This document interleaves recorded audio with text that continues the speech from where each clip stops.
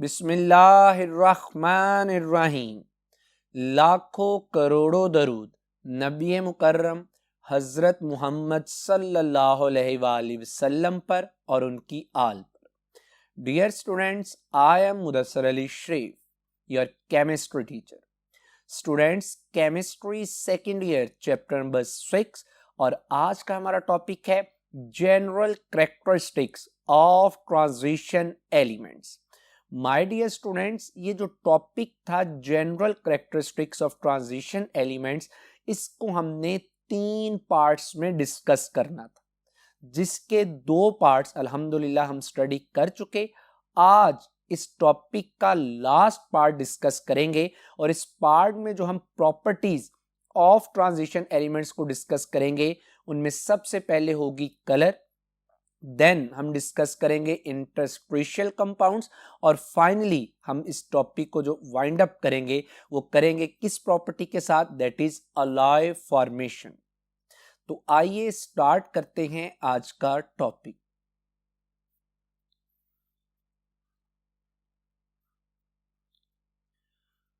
Ji my dear students, topic है colour. मैं इस टॉपिक को डायरेक्ट अपने टेक्स्ट बुक के अकॉर्डिंगली एक्सप्लेन करूं, मैं सबसे पहले आपको ये बात बताना चाहता हूं कि क्यों डिफरेंट सब्सटेंसेस आर कलर्ड, यानी क्यों ऐसा होता है कि हमें डिफरेंट सब्सटेंसेस के डिफरेंट कलर अपीयर होते दिखाई देते। माय डियर स्टूडेंट्स, याद रखिएगा, a substance appears colored because it absorbs light at specific wavelength in the visible region of the electromagnetic spectrum and transmit or reflect the rest of the wavelengths. My dear students, मैंने इस line में आपको simple ये बात समझाने की कोशिश की कि कोई सब्सटेंस इस वजह से कलर्ड होती है क्योंकि जब उस सब्सटेंस पे विजिबल लाइट गिराई जाती है, और विजिबल लाइट हिस्सा है किसका, इलेक्ट्रोमैग्नेटिक स्पेक्ट्रम का, जैसा कि आपने फर्स्ट ईयर में चैप्टर नंबर 5 में डिस्कस किया। तो बहरहाल जब भी आप किसी सब्सटेंस पर विजिबल लाइट गिराते हैं तो वो सब्सटेंस उस विजिबल लाइट का कुछ हिस्सा एब्जॉर्ब कर देती है और बकिया जो विजिबल लाइट है ये यहां तो उस लाइट को ट्रांसमिट कर देती है, यहां रिफ्लेक्ट कर देती है, और यही वो फिनोमिना है जिसकी वजह से हम कहते हैं कि डिफरेंट सब्सटेंसेस के different colours. My dear students, याद रखिएगा कि each wavelength of the visible light represents the different color। जैसा कि आप देख सकते हैं कि जैसे ही वेवलेंथ चेंज होती है, सब वो जो कलर है वो भी उसके अकॉर्डिंगली चेंज हो जाता है। माय डियर स्टूडेंट्स, मैंने ये जो टेबल आपके सामने रखा है ना, मैं फिर बात कर रहा हूं कि ये कोई नया टेबल नहीं, ये वही टेबल है जो आपने फर्स्ट ईयर में डिस्कस किया। बताना ये मकसद था कि जब वेवलेंथ चेंज होगी तो कलर भी उसके अकॉर्डिंगली चेंज हो जाएगा। तो जैसा कि मैंने आपसे पहले कहा कि जब आप लाइट गिराते हैं तो कुछ एब्जॉर्ब और बकिया जो लाइट है वो यहां तो रिफ्लेक्ट हो जाती है, यहां उसमें से क्या हो जाती है, ट्रांसमिट हो जाती है। माय डियर स्टूडेंट्स, मैं अब आपको ये बात बताना चाह रहा हूं कि सर हमें कैसे पता चलेगा कि कौन सी सब्सटेंस कौन सा कलर शो करे। इसके लिए मैं कोई आपके साथ टेक्निकल बात नहीं कर रहा, बहुत ही सिंपल एक आपके सामने मैं व्हील रख रहा हूं, that is called mention colour wheel. ये व्हील हमें बता सकता है कि कोई सब्सटेंस कौन सी लाइट एब्जॉर्ब करे तो उस वो अपीयर कैसे होगी और वो ट्रांसमिट कौन सी कलर की लाइट करे। जैसा कि फॉर एग्जाम्पल मैं आपसे कहता हूं कि अगर इस कलर व्हील को देखें तो मैं आपको यह कहता हूं कि अगर कोई सब्सटेंस येलो कलर एब्जॉर्ब करती है तो येलो के बिल्कुल ऑपोजिट जरा देखिएगा, तो येलो के बिल्कुल ऑपोजिट आपको कलर नजर आएगा वायलेट। यानी अगर कोई सब्सटेंस येलो कलर एब्जॉर्ब करे तो वो अपेयर होगी किसकी तरह की, वायलेट कलर की, और वो ट्रांसमिट करेगी कौन सा कलर, जो वायलेट के दाएं और बाएं हैं, यानी वो ट्रांसमिट करेगी रेड एंड ब्लू कलर। अब मैं ऐसे भी कह सकता हूं कि अगर उस सब्सटेंस ने येलो कलर एब्जॉर्ब किया, look like violet colour and transmit, कौन सा ट्रांसमिट किया, रेड एंड ब्लू कलर, तो मैं यूं भी कह सकता हूं कि ये जो वायलेट कलर है that is the mixed effect of red and blue colour. So गोया बात ये तय हो गई कि इस व्हील में जो ऑपोजिट कलर है, एक कलर एब्जॉर्ब होगा तो उसके ऑपोजिट वाला कलर क्या होगा, अपीयर, और वो जो कलर अपीयर हो रहा है उसके दाएं बाएं वाले जो कलर है वो क्या होंगे, ट्रांसमिट होंगे। फॉर एग्जाम्पल मैं आपको एक और मिसाल देता हूं। मैं आपसे कहता हूं कि अगर कोई सब्सटेंस ग्रीन कलर एब्जॉर्ब करती है तो यकीनन आप कहेंगे कि सर वो अपीयर कैसे होगी। जरा गौर कीजिएगा कि ग्रीन के बिल्कुल ऑपोजिट क्या है, तो यकीनन आप जवाब देंगे सर वो अपीयर होगी लाइक रेड। अब मैं ये कहूं कि रेड कलर तो अपीयर होगा लेकिन ट्रांसमिट कौन सा होगा, तो आप कहेंगे सर रेड के दाएं और बाएं यानी ऑरेंज और वायलेट कलर ये क्या करेगी, ट्रांसमिट। तो बहरहाल ये एक बड़ा सिंपल सा व्हील था जो हमें बता सकता है कि कौन सा कलर एब्जॉर्ब और कौन सा कलर अपीयर होगा, कौन सा कलर क्या होंगे, ट्रांसमिट। यानी जो एब्जॉर्ब होगा अपीयर बिल्कुल उसके ऑपोजिट होगा इस व्हील के अकॉर्डिंगली। तो माय डियर स्टूडेंट्स, ये तो मैंने आपको एक जनरल व्यू दे दिया कि कलर क्यों सब्सटेंस शो करती हैं और किस तरह से कलर एब्जॉर्ब होके अपीयर या ट्रांसमिट होते हैं। हमने आज के इस लेक्चर में जो बात डिटेल से डिस्कस करनी है वो डिस्कस करनी है colour of transition metal compounds. My dear students, एक बात अपने जहन में क्लियर कर लीजिए कि ये जो colour of transition metal compounds हैं, ये कलर की जो प्रॉपर्टी है, हम इस प्रॉपर्टी को एक्सप्लेन करते हैं जिस थ्योरी को इस्तेमाल करते हुए, उस थ्योरी का नाम है क्रिस्टल फील्ड थ्योरी, जिसे एब्रीवेट भी किया जाता है CFT। यानी कहना ये चाह रहा हूं कि कलर ट्रांजिशन मेटल की जो प्रॉपर्टी है, color of transition metal compounds is explained on the basis of crystal field theory. Crystal field theory की बुनियाद पर हम इसको एक्सप्लेन करते हैं। कैसे करते हैं वो भी इंशाल्लाह आज हम इस लेक्चर में डिटेल से डिस्कस करेंगे। माय डियर स्टूडेंट्स, मैंने जैसा कि आपसे अभी कहा कि हमने जो बात डिस्कस करनी है वो बात है colour of transition metal compounds. पहले मैं आपको एक बात बता दूं कि जो ट्रांजिशन मेटल्स हैं दे फॉर्म कॉम्प्लेक्स कंपाउंड्स। बहुत ही डिटेल से हम पढ़ेंगे नेक्स्ट लेक्चर में कि कॉम्प्लेक्स कंपाउंड क्या है, लेकिन आज चूंकि मुझे कलर को एक्सप्लेन करना है इस वजह से मैं आपको थोड़ा सा हिंट देने जा रहा हूं कि that what is complex compound, क्योंकि ट्रांजिशन मेटल्स जब कंपाउंड्स बनाती हैं दे अपीयर कलर। बड़ी सिंपल सी, बहुत सिंपल सी कॉम्प्लेक्स कंपाउंड की डेफिनेशन कर रहा हूं। टेक्निकली मैंने आपसे पहले कहा कि हम इंशाल्लाह इसको एक्सप्लेन भी करेंगे। माय डियर स्टूडेंट्स, याद रखिएगा कॉम्प्लेक्स कंपाउंड क्या है। Complex compound is a compound in which central metal, दो बातें हैं, लफ्ज आगे सेंट्रल मेटल यानी ये सेंटर में मौजूद होगी, और चूंकि हम ट्रांजिशन एलिमेंट्स को डिस्कस कर रहे हैं तो ये सेंट्रल मेटल कौन सी होगी, ट्रांजिशन। तो बहरहाल ये ऐसे कंपाउंड्स हैं in which central metal is attached with ligand. My dear students, आपको सिंपल बात बताता हूं, ligands are also called Lewis base. बात क्लियर हो गई कि सर अगर लिगेंड का दूसरा नाम लेवस बेस है तो इसका मतलब यह हुआ कि ये इलेक्ट्रॉन पेयर क्या करते हैं, डोनेट करते हैं। तो बहरहाल यानी ऐसे कंपाउंड्स जिसमें सेंट्रल मेटल लिगेंड यानी लेवस बेस के साथ अटैच होती है, किसके जरिए से?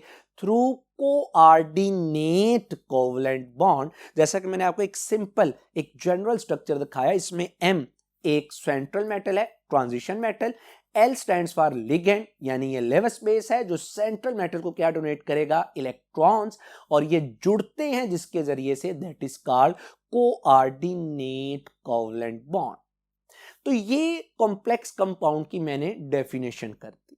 अब मैं आने लगा हूं आज के एक्चुअल पॉइंट की तरफ, that why transition metal compounds are coloured.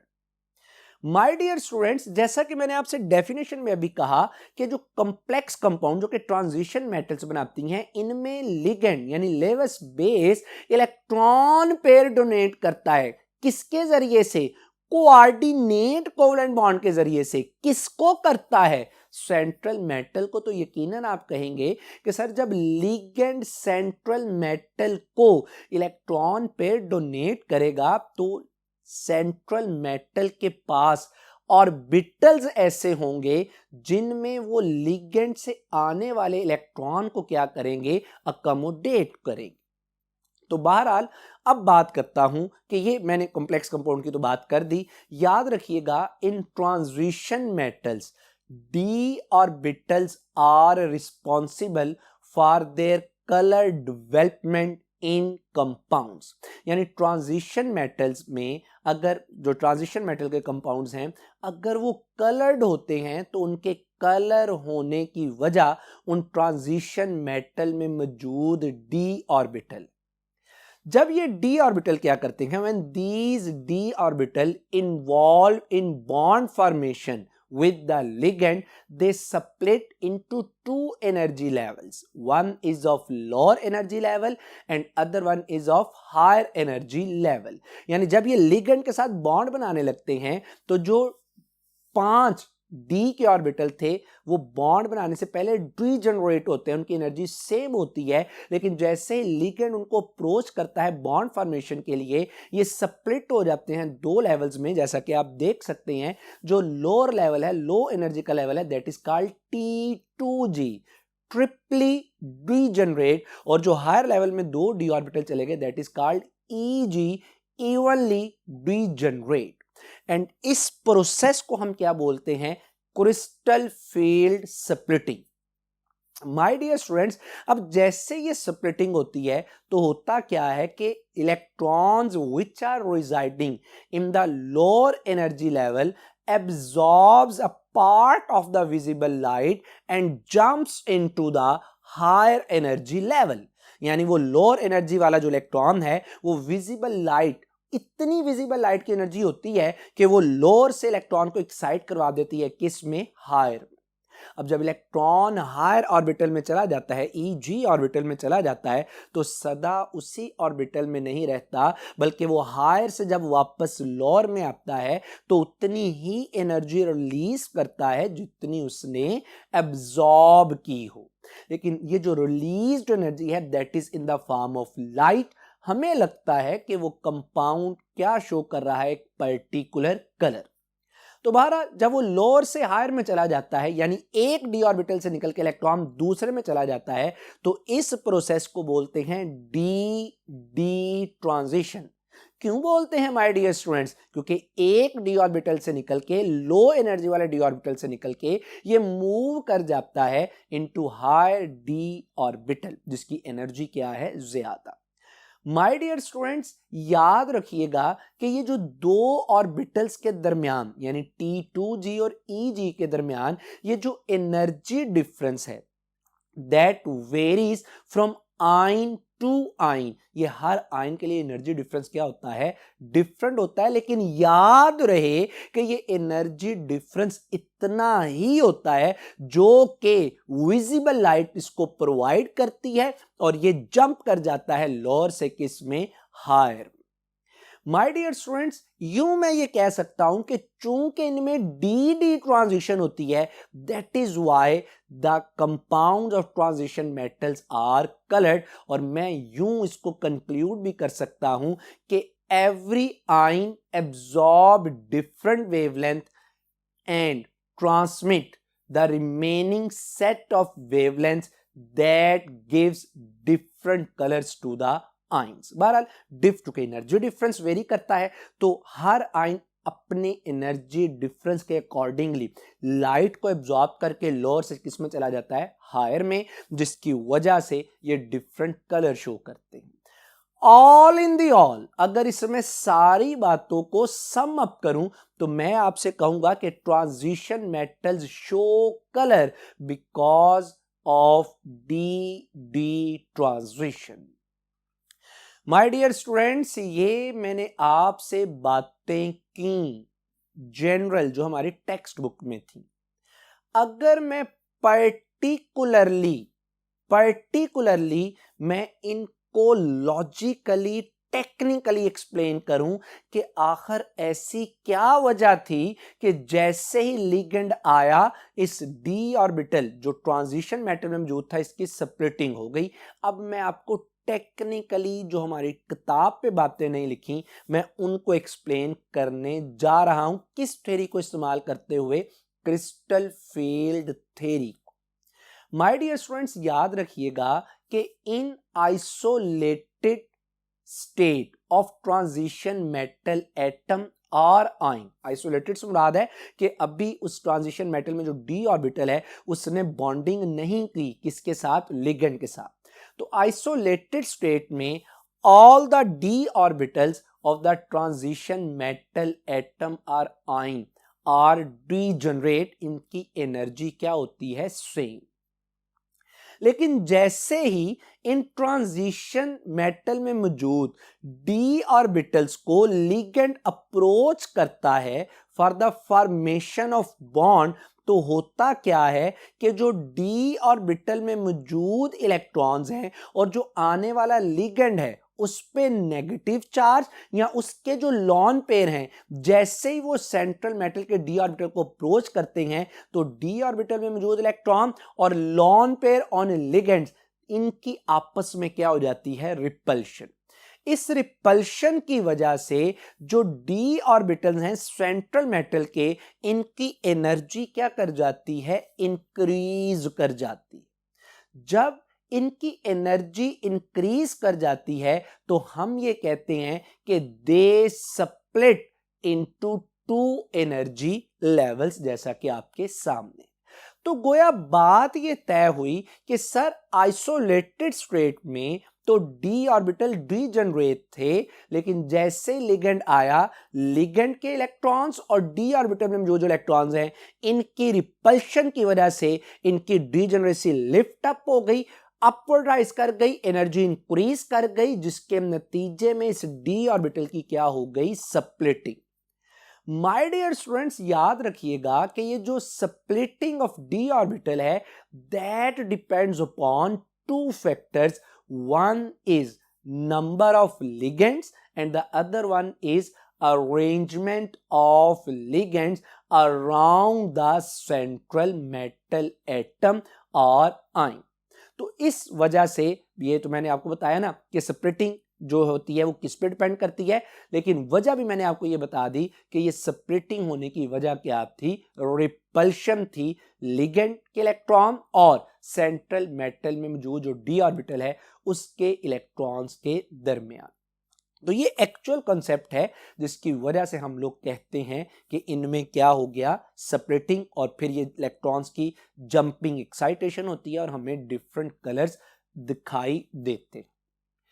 My dear students, यहां पे अब मैं ये तो टेक्निकली आपको बात समझा आया, लेकिन मैं आपको ये बात भी करता चलूं कि ये जो कलर आया था ये इलेक्ट्रॉन की ट्रांजिशन, डी डी ट्रांजिशन की वजह से आया था। तो याद रख लीजिएगा, बड़ा खूबसूरत आपसे पॉइंट डिस्कस कर रहा हूं कि ऐसी ट्रांजिशन मेटल एटम और आयन जिसमें डी में इलेक्ट्रॉन्स की तादाद 0 हो या डी फुली फिल्ड हो, यानी डी में 10 इलेक्ट्रॉन्स मौजूद हो, वो मेटल्स के कंपाउंड्स क्या होंगे? कलरलेस।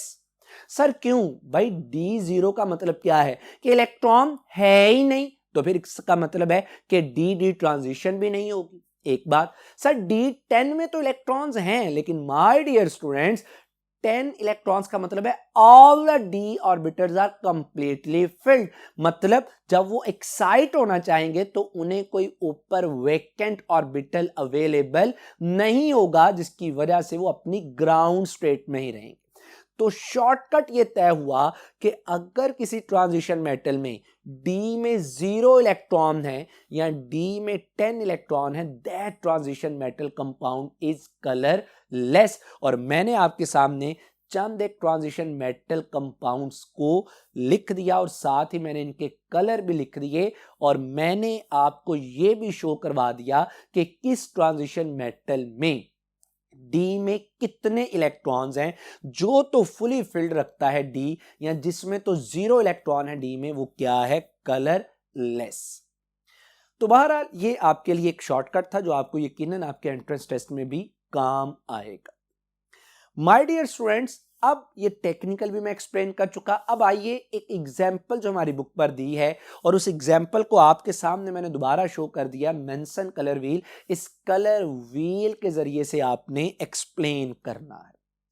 माय डियर स्टूडेंट्स, अगर हमारे पास एक कॉम्प्लेक्स कंपाउंड है हेक्सा एक्वा टाइटेनियम 3, मैं ये कहता हूं कि दिस कंपाउंड, इसका सॉल्यूशन है, कॉम्प्लेक्स कंपाउंड का सॉल्यूशन है, इट एब्जॉर्ब्स येलो कलर। तो जरा सोच के बताइएगा कि फिर ये ट्रांसमिट कौन सा कलर कहेगा? यकीनन आप कहेंगे कि सर अगर इसने येलो कलर को एब्जॉर्ब किया तो most of the blue and red colour को ये क्या कर देगा? ट्रांसमिट, और अपीयर होगा किसकी तरह का? वायलेट कलर का।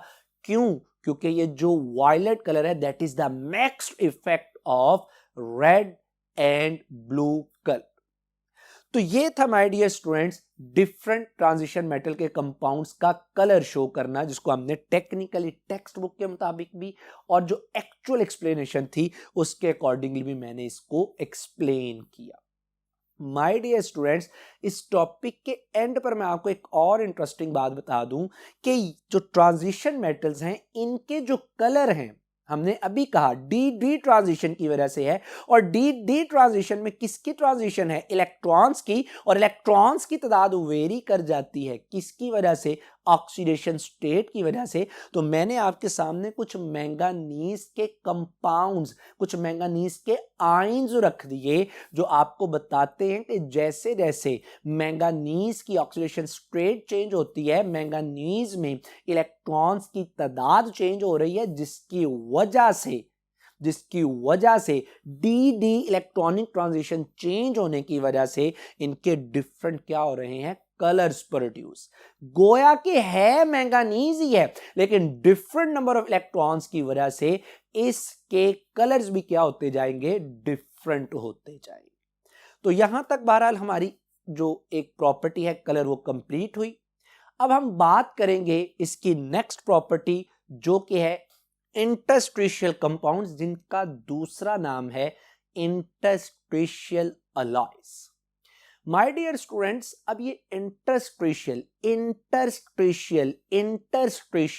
यानी इंटरस्टिशियस, कैविटीज, एम्प्टी स्पेसेस, इसका लफ्जी मतलब होता है।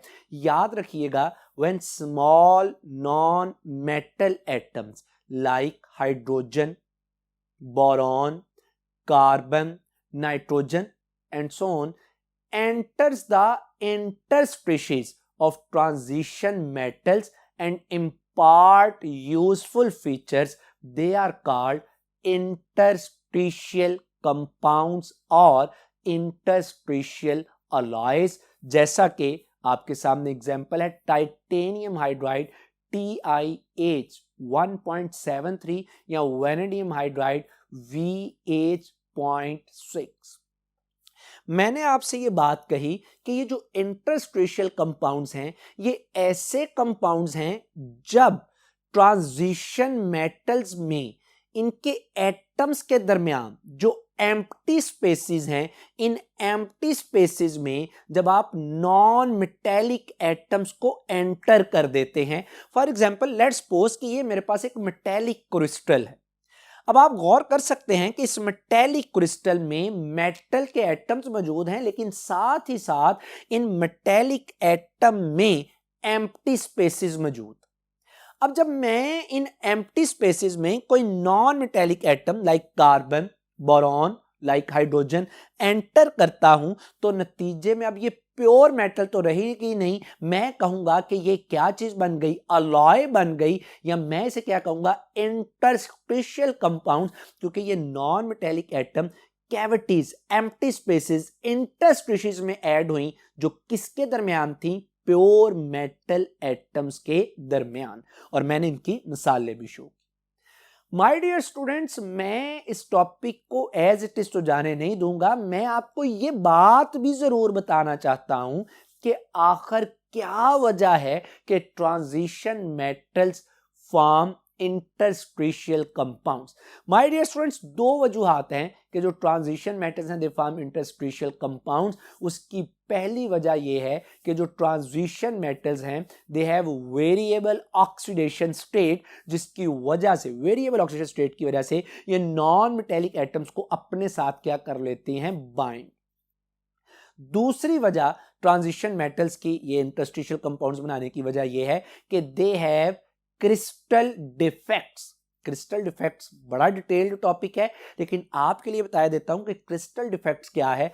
क्रिस्टल में, सॉलिड स्टेट में पार्टिकल्स के दरमियान स्पेस नहीं होनी चाहिए, लेकिन किसी डिफेक्ट की वजह से इनमें स्पेसिस आ जाती हैं और उन्हीं स्पेसिस में फिट हो जाते हैं क्या, non metallic atoms. My dear students, याद रख लीजिए, बड़ी इंपॉर्टेंट आपके साथ बात करने लगा हूं कि जरूरी नहीं कि जितने भी प्योर मेटल के क्रिस्टल्स हैं, जब आप उनमें नॉन मेटेलिक एटम्स को एंटर करें तो हमारे पास स्टेबल इंटरस्टिशियल कंपाउंड्स बन जाएं। इसके लिए एक फार्मूला याद रखिएगा कि stable interstitial compounds are formed when non metallic to metallic atom radius ratio is less than 0.59। यानी तमाम इंटरस्टिशियल कंपाउंड स्टेबल नहीं होते, सिर्फ वो इंटरस्टिशियल कंपाउंड स्टेबल होते हैं जिनमें नॉन मेटेलिक एटम का जो रेडियस है और जो मेटल एटम का रेडियस है, इनकी रेशियो हमेशा क्या हो, लेस देन 0.59। वो इंटरस्टिशियल कंपाउंड्स क्या होते हैं, स्टेबल। माय डियर स्टूडेंट्स, थोड़ी सी इनकी प्रॉपर्टीज की बात करते हैं। प्रॉपर्टीज में याद रखिएगा कि these interstitial compounds are non stoichiometric. जैसा कि आपको एग्जांपल से भी पता चलता है, नॉन स्टिशियोमेट्रिक का मतलब है कि इनकी जो कंपोजिशन है, इनकी कंपोजिशन में एलिमेंट्स के दरमियान कोई फिक्स्ड रेशो नहीं होती, क्योंकि ये कौन सा केमिकल बॉन्ड के थ्रू मिलते हैं, इनमें तो जो एम्प्टी स्पेसेस हैं, उन एम्प्टी स्पेसेस में ये नॉन मेटेलिक एटम खुद को क्या कर लेते हैं, एडजस्ट। माय डियर स्टूडेंट्स, याद रखिएगा कि these interstitial compounds are neither pure ionic nor covalent. ना तो ये प्योरली आयोनिक हैं, ना ही ये प्योरली क्या है, कोवलेंट।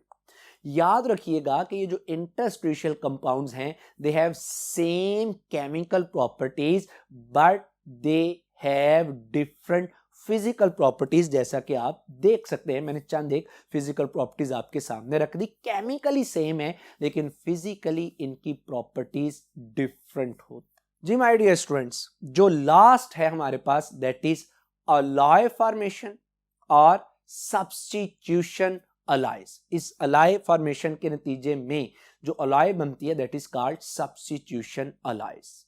माय डियर स्टूडेंट्स, सबसे पहले मैं आपके सामने बताना चाहता हूं that what is alloy. My dear students, याद रखिएगा, a solid solution of metal is called alloy. यहां पे एक और बात डियर स्टूडेंट्स अपने जहन में बिठा लीजिए कि जरूरी नहीं, टेक्स्ट बुक वाले ने तो लिख दिया कि सॉलिड सॉल्यूशन ऑफ मेटल्स, जरूरी नहीं कि अलॉय फॉर्मेशन के दौरान सिर्फ मेटल्स की ही मिक्सिंग हो। याद रखिएगा, हर उस मिक्सचर को आप अलॉय का नाम दे सकते हैं जिसमें मिक्स होने वाले जो एलिमेंट्स हैं उनमें कम अज कम एक क्या मौजूद हो, मेटल, दूसरी मेटल भी हो सकती है और नॉन मेटल भी हो सकती है। तो गोया अगर मैंने लिख दिया अलॉय फॉर्मेशन तो इसका मतलब यह हुआ कि ट्रांजिशन मेटल्स दूसरी मेटल्स या नॉन मेटल्स के साथ मिलके जो मिक्सचर बनाती हैं, that is called alloy formation. और वो प्रोसेस का नाम अलॉय फॉर्मेशन हो गया, जो मिक्सचर बना that is called alloy. My dear students, यहां पे मैं आपको सबसे पहले ये वजह बताना चाहता हूं कि आखिर ऐसी क्या वजह है कि ट्रांजिशन मेटल्स फॉर्म अलॉय, और क्या वजह है कि सर आपने इसका एक और नाम रख दिया सब्स्टिट्यूशनल अलॉय। माय डियर स्टूडेंट्स, याद करिए कि ये हमने पहले जो लेक्चर था general characteristics of transition elements में, वहां पे हमने एक ग्राफ पढ़ा था एटॉमिक कोवलेंट साइज का, और उस साइज में अगर आप इस ग्राफ में देखें तो आपको अंदाजा होगा कि बहुत सी ट्रांजिशन मेटल्स ऐसी हैं which have almost same radius, जैसा कि ये ग्राफ से जाहिर है। और साथ ही मैंने आपको ये टेबल भी बताया था जो ये बार बार अगर आप गौर करें तो ये बताता है कि जो ट्रांजिशन मेटल्स हैं they have almost similar size. अब होता क्या है कि अगर मेरे पास ये बात आप ज़हन में रखिएगा, फर्ज कर लें कि मेरे पास ये प्योर ट्रांजिशन मेटल, कोई भी ट्रांजिशन मेटल, अब चूंकि ट्रांजिशन मेटल्स का साइज ऑलमोस्ट क्या होता है, सेम, तो मैं क्या कर सकता हूं कि इस प्योर मेटल में कुछ प्योर मेटल के एटम्स को निकाल कर इसकी जगह पर कोई दूसरा मेटल एटम क्या कर सकता हूं, एडजस्ट, या दूसरा कोई इसी के कंपेरेबल साइज का नॉन मेटेलिक एटम भी क्या कर सकता हूं, एडजस्ट कर सकता हूं। यानी मैंने किया क्या, इसका नाम क्या रखा था, सब्स्टिट्यूशनल अलॉय। सब्स्टिट्यूट कर देना, एक एटम का निकलकर उसकी जगह पर दूसरे एटम का आ जाना, दैट इज कॉल्ड सब्स्टिट्यूशन। तो चूंकि ट्रांजिशन मेटल्स के साइज, रेडियस ऑलमोस्ट सेम है, तो हम क्या करते हैं कि प्योर मेटल में से चंद एक एटम्स को सब्स्टिट्यूट करवा देते हैं बाय एन अदर मेटल और नॉन मेटल, मेटल भी हो सकती है, नॉन मेटल भी, और इस तरह से जो मिक्सचर बनता है दैट इज कॉल्ड अलॉय या सब्स्टिट्यूशनल अलॉय। माय डियर स्टूडेंट्स, आपको भी मैं यहां पे एक और ट्रिक बता दूं कि ये जो आपने सब्स्टिट्यूशन करनी है ना, कि एक मेटल को निकाल कर उसकी जगह पर दूसरी मेटल या नॉन मेटल लगानी है, याद रखिएगा कि इनका जो रेडियस है ये विद इन द रेंज होना चाहिए 15%, यानी इनके रेडियस में बहुत ज्यादा छोटे या बड़े नहीं होने चाहिए, इनमें जो वेरिएशन आनी चाहिए दैट इज अबाउट 15%। तो बहरहाल बात यह तय हो गई कि जब आप प्योर मेटल में से एटम को निकालकर उसकी जगह पर दूसरे एटम को सब्स्टिट्यूट करते हैं तो बनने वाली जो चीज है दैट इज कॉल्ड अलॉय या सब्स्टिट्यूशनल अलॉय। माय डियर स्टूडेंट्स, यहां पे मैं इसकी एग्जांपल्स देने से पहले अलॉय की, मैं आपको एक बात क्लियर करवाना चाहता हूं that what is difference between interstitial compounds या इंटरस्टिशियल अलॉयज एंड सब्स्टिट्यूशनल अलॉयज। जरा आप इन दो तस्वीरों को गौर से देखें तो क्या आपको ऐसा फील होता है कि इंटरस्टिशियल कंपाउंड्स में प्योर मेटल अपनी जगह पर, प्योर मेटल के एटम्स अपनी जगह पर ही मौजूद हैं, जस्ट जो नॉन मेटेलिक एटम है ये उन मेटल एटम्स के दरमियान जो कैविटीज थी उन कैविटीज के अंदर फिल अप हो गई। इसके बरक्स अगर आप सब्स्टिट्यूशनल अलॉयज को देखें तो सब्स्टिट्यूशन अलॉय में कैविटीज में एटम्स एंटर नहीं होते, बल्कि वो जो नए आने वाले एटम है वो कंपेरेबल साइज होने की वजह से पहले से मौजूद एटम्स को निकाल कर खुद उनकी जगह पे क्या हो जाते हैं, एडजस्ट हो जाते हैं। यानी इंटरस्टिशियल अलॉय में एटम्स, प्योर मेटल के एटम अपनी जगह पर ही रहते हैं, जस्ट इंटरस्टिशियस फिल होती हैं, जबकि सब्स्टिट्यूशन अलॉयज में प्योर मेटल के एटम रिप्लेस हो जाते हैं बाय एन अदर मेटल और नॉन मेटल। सर क्या फायदा होता है ऐसा करके? ऐसा करके फायदा ये होता है कि हम डिफरेंट प्रॉपर्टीज को प्रोड्यूस करवा लेते हैं जिसे डिफरेंट पर्पस के लिए यूज किया जाता है। वो कौन सी प्रॉपर्टीज हैं, कौन से पर्पस है, वो भी इंशाल्लाह डिस्कस करेंगे। लेकिन मैं आपको एग्जांपल्स देना चाह रहा हूं कि कौन कौन सी अलाय हैं जो बड़ी इंपॉर्टेंट भी हैं, यूज भी होती हैं। जैसे इसमें बड़ी वेल नोन एक अलाय है स्टील। तो स्टील अलाय उस वक्त बनती है जब आप आयरन के एटम्स को रिप्लेस कर देते हैं, किससे? क्रोमियम से, मैंगानीज से, निकल से। तो इन आयरन के एटम्स को निकाल के क्रोमियम, मैंगानीज और निकल के एटम लगाएंगे तो डेफिनेटली वो प्योर आयरन तो नहीं रहेगा, तो हम कहेंगे अलाय बन गई। और कौन सी? स्टील। और इसी के साथ मैंने आपको एक बात बता दी, स्टेनलेस स्टील यूजुअली घरों में बर्तन भी इसके इस्तेमाल होते हैं। इसी तरह माय डियर स्टूडेंट एक और अलाय है brass, that is the alloy of copper and zinc. इसी तरह से हमारे पास अलाय है ब्रोंजे। इसी तरह से हमारे पास अलाय है जर्मन सिल्वर। इसी तरह से हमारे पास अलाय है गन मेटल। ये डिफरेंट अलाइज है और मैंने साथ ही साथ इन सब की आपके सामने कंपोजिशन भी रख दी कि किस तरह से एक मेटल को निकालकर उसकी जगह पर दूसरे कंपेरेबल साइज की मेटल को आप रिप्लेस कर देते हैं। अगर इनके यूजेस की बात करें तो मैं कहूंगा कि इनसे डिफरेंट प्रॉपर्टीज आती हैं। जैसा कि आप देख सकते हैं कि इनकी प्रॉपर्टीज यानी they have high melting points. ये जो अलाय बनती हैं प्योर मेटल की निस्बत they have high melting point. they are more hard as compared to pure metals. My dear students, they are less corrosive as compared to pure metal। यानी जो अलाय है इनके क्रूड, इनको जंग लगने के चांसेस कम होते हैं as compared to pure metal। और my dear students, एक चीज का जो फर्क आ जाता है कि ये जो अलायज बनती हैं their electrical conductivity is less as compare to pure metals. तो बहरहाल माय डियर स्टूडेंट्स, अल्हम्दुलिल्लाह आज हमने general characteristics of transition elements को डिटेल से कंप्लीट कर लिया। नेक्स्ट हम एक नए टॉपिक के साथ आगाज करेंगे। तब तक के लिए अपना बहुत ख्याल रखिएगा। आपसे मुलाकात होगी इंशाल्लाह अगले लेक्चर में। अस्सलामु अलैकुम।